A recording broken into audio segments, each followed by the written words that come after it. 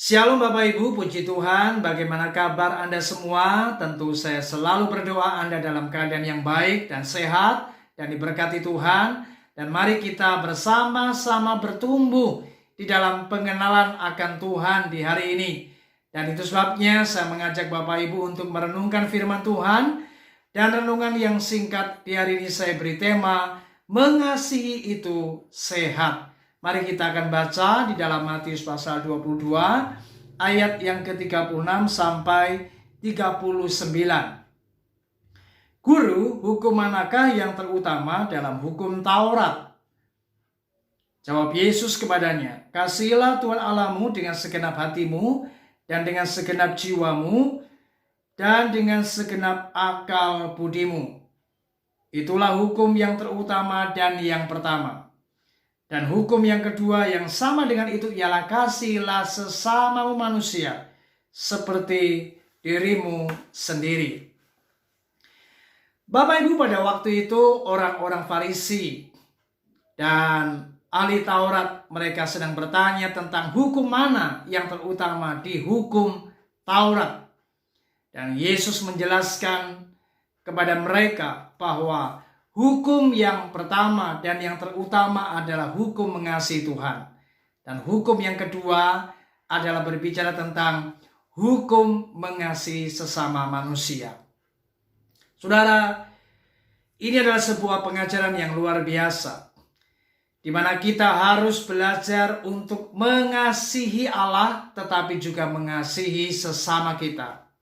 Banyak orang Kristen hari-hari ini mereka bisa berkata mengasihi Tuhan, tetapi mereka tidak bisa mengasihi sesamanya sendiri. Saudara, mari hari ini ingat, sebagai orang-orang Kristen kita harus hidup dalam kasih. Artinya Anda harus mengasihi sesamamu manusia. Siapapun itu, kita harus mengasihi mereka.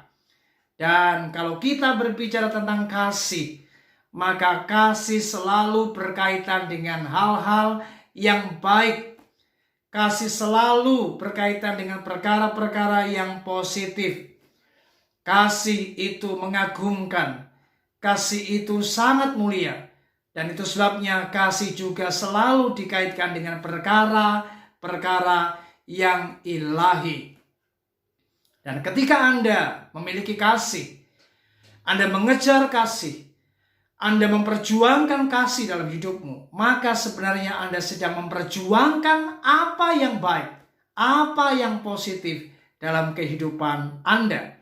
Saudara, sadarkah kita hari ini bahwa sebenarnya mengasihi itu sehat, mengasihi itu menyehatkan kita. Saudara, hanya orang yang sehat yang bisa mengasihi. Katakan amin. Orang yang sakit tidak akan pernah bisa mengasihi.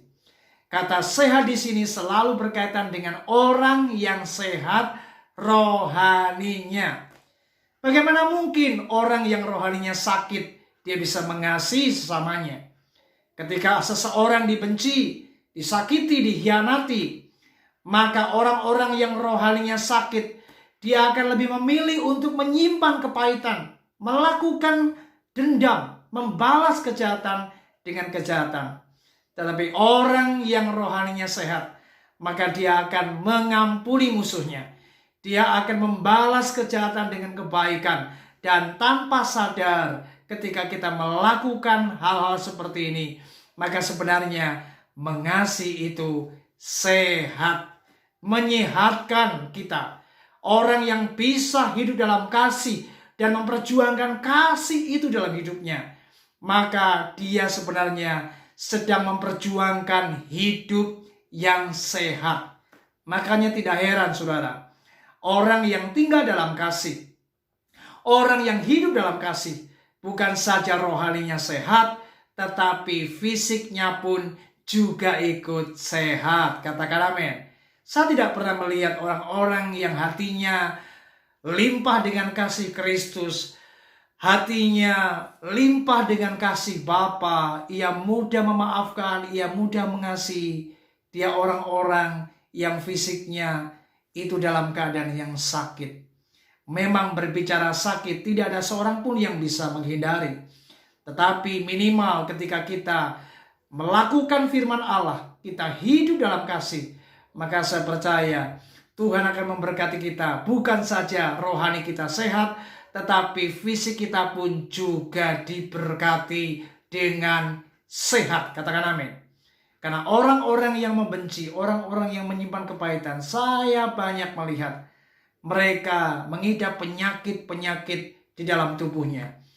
Ada yang sakit kanker, ada yang sakit komplikasi dan sebagainya. Karena ternyata mereka adalah orang-orang yang memilih untuk menyimpan kepahitan, menyimpan kebencian, dan tidak mau mengampuni musuh mereka. Saya berdoa, biarlah renungan hari ini membawa kita untuk kita sadar bahwa sebenarnya ketika Anda mengasihi, maka mengasihi itu menyehatkan kita.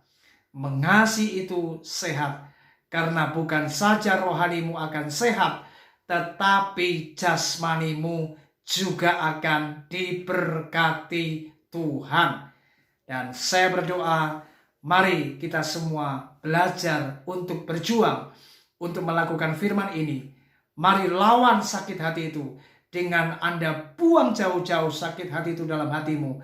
Dan mari berjuanglah untuk melakukan kasih Tuhan kepada sesamamu. Tuhan Yesus memberkati kita. Shalom.